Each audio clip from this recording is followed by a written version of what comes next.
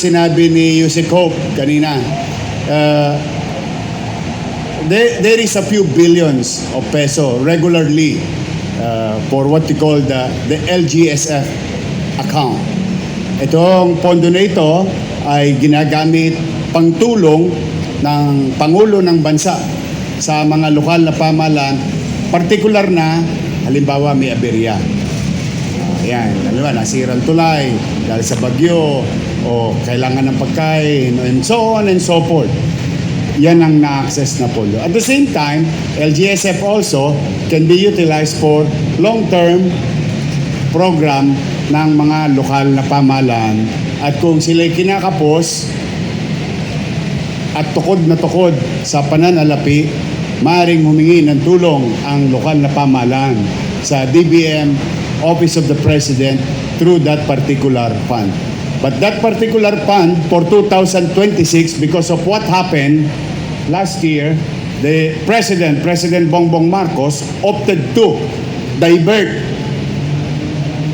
its goal from unnecessary or until resolved flood control scandal. Ang ginawa niya, in-empower niya ngayon yung mga lokal na pamahalaan by providing almost 400% growth sa pondo ng LGSF. So yun po yung sinasabi, palakpakan natin si Yusek Hope. Alam nyo na. Alam nyo na. Minsan, envelope lang ang kailangan nyo na may lamang sulat. Wala namang masamang mag-request. Hindi ibig sabihin, you'll be approved. Hindi ibig sabihin you'll be approved because we are talking of 1,600 LGU all over the country. No? At madalas sa hindi, maswerte ay ang mga munisipalidad. Kasi sila ang mas kailangan ng stimulation coming from the national government. But it doesn't mean hindi tayo lilingunin. Depende sa pangangailangan. Katulad halimbawa, dito sa Pandacan, simula nang nagawa ang Skyway, dumilim. Naging mapanganib sa gabi sa nagmamaneho at naghahanap buhay at mamamayan ng Pandacan. Hindi lang dumilim, umalikabok.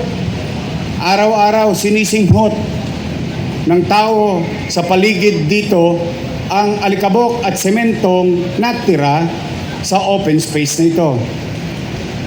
And that is hindi dahil ngayon lang yun. It's been here for the past 3 years. Open space. Nakatenga. May nagbalak pang magpatayo rito pero papel lang pala yun. Ay, hindi pala papel. Tarpaulin. But there is no papers. There is no project. There is no program. Now, nung ako po ay binigyan ninyo ng pagkakataon, mga batang Maynila, immediately, I went to this area at night time. Sabi ko, alam nyo, huwag nyo nang hintayin na may tatawid na bata, may tatawid na matanda sa kalagitnaan nito at may maaksidente. Let's address this. Alaws na alaws tayo. Anong gagawin ko? But I did not stop there. So that's why, sabi ko kay Ramon Ang, sabi ko, RSA, baka po pwede makisuyo naman. Total, nakapaghahanap buhay naman kayo sa Maynila. Baka pwede, ilawan natin yung ilalim ng Skyway. Ang puhunan ko lang doon, kapal ng mukha. Ang hindi ko naman ipinanghingi yung sarili ko. Mangyari ba? Tinugon. 20.8 million pesos ang binigay ni Ramonang sa lungsod ng Maynila. Ano naging resulta? Lumiwanag ang boundary ng Manila hanggang dito sa dulo sa likod natin. Pangalawa, may pera nakalutang worth 39 million for this project. Ang siste, hindi kasya. Then I went to Chairman Artes.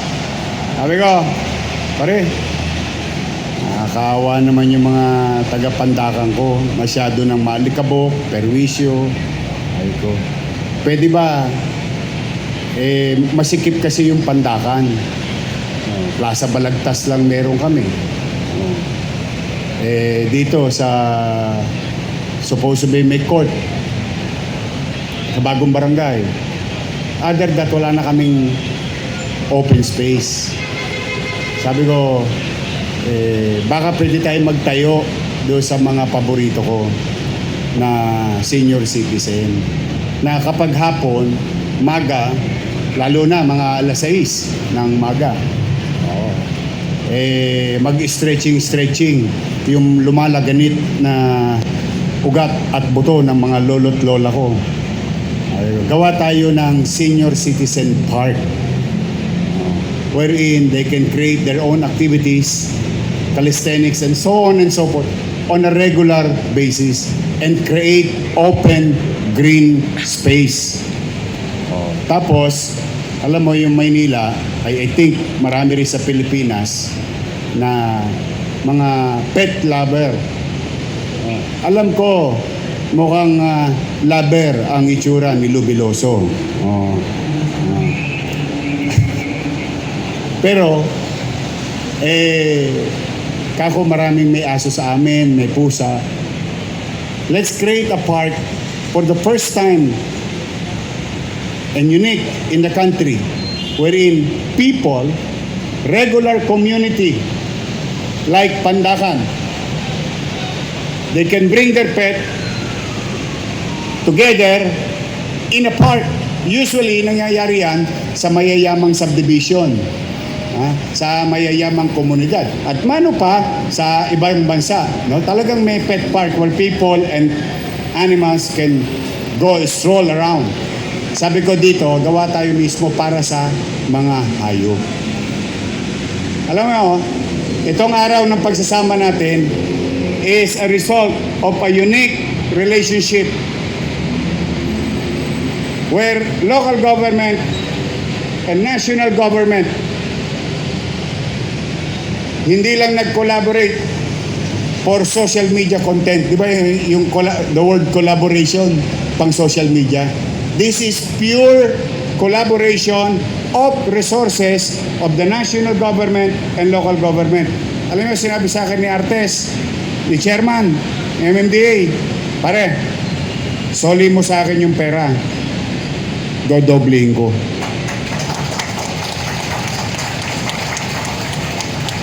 So, alam mo naman ako, kapalmoks din ako. Biro mo, piso, tamang 2 piso. Maganda to. So we did. Your city government, first time, sabi ko nga kay Yusek Hope, walang local government nagsosoli ng pera. Wala. Magtanong kayo, maghanap kayo. Basta yung pera, pumasok na. Wala nang bawian. O tanong nyo sa mga barangay, pwede ko bang bawiin yung binigay ko? Wala na. Todasan na yun. So we did.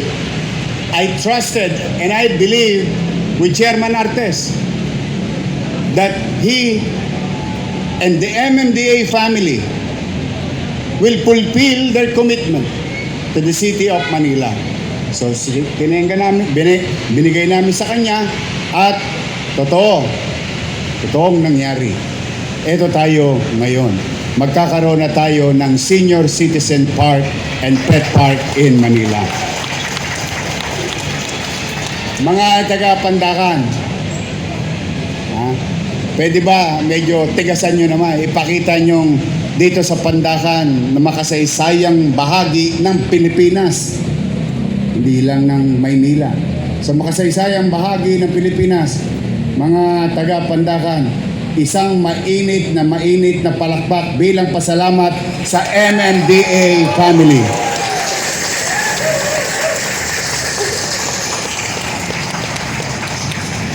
Kasi hindi lang sa park natin katuwang yan.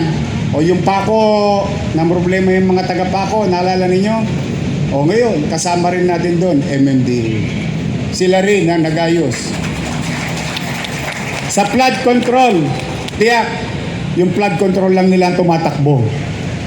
Yun, sigurado ako doon. Yung iba hindi ko alam. Pero yung flood control nila, gumagana.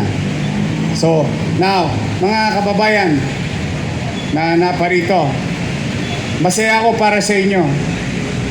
Promise. Titigil lang alikabok. You will have more fresh air. More green space for your kids, sa mga apo ninyo, sa mga anak ninyo, sa pamilya ninyo. Gagawin natin BGC, itong Nagtahan Interlink. Kasi sa BGC, pwede ka magkadla-kadla eh. Dala-dala mo yung aso mo, di ba? Here, you can do it safe. In the middle of a busy street. Safe for the people, safe for everyone, cleaner air and space for everyone. And I would like to give this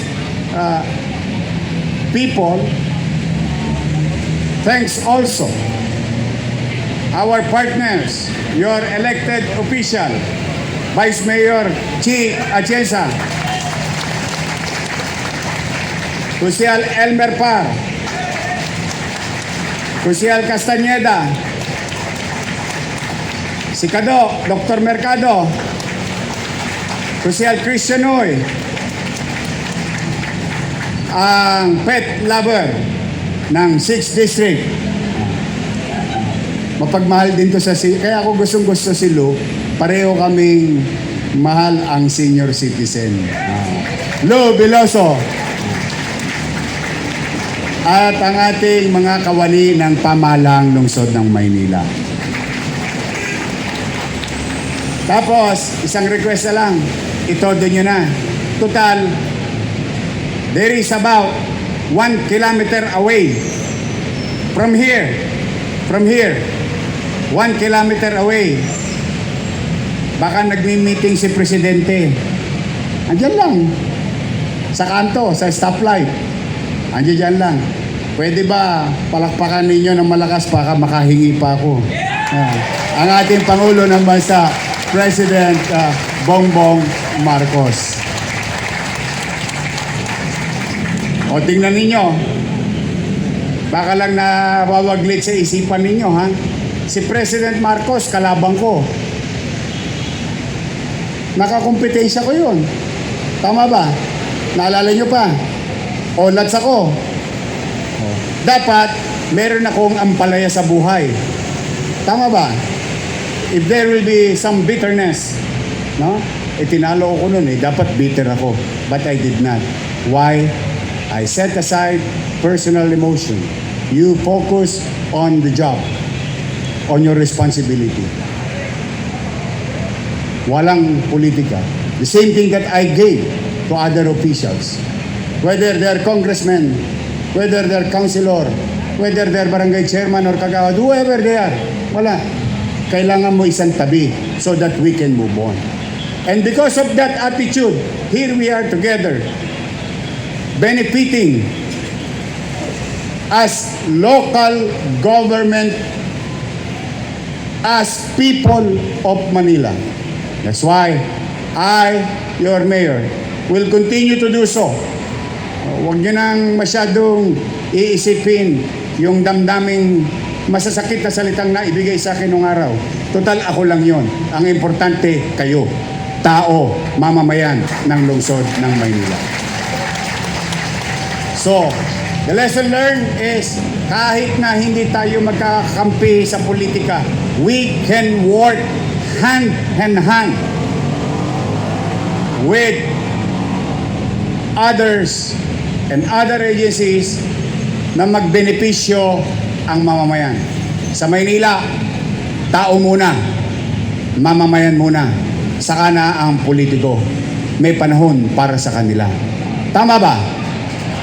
Mga nanay ko, mga tatay ko, Mga lolo't lola ko, magkikita tayo sa 28. O dahil yung October nyo, yung November nyo, o yung December nyo, o paldong-paldo na naman kayo ng mga minamahal ko senior citizen.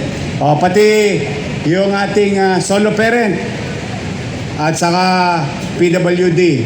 O, I will see you in the coming days. So, again, Nay, Tay, mga barangay chairman nandito, humigit kumulang 3 dosenang barangay immediately will benefit from this. I need you. I am asking for your help. Tulungan ninyo ako because I, for one, cannot do it alone. We need to catch up. Kailangan natin maghabol sa 3 taong nawala sa atin na pagkakataon. Kailangan natin mag-catch up. And we have to move fast. That's why,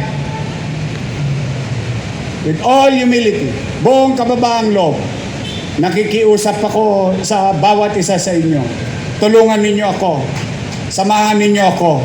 Because together, we can make Manila great again. Magandang umaga.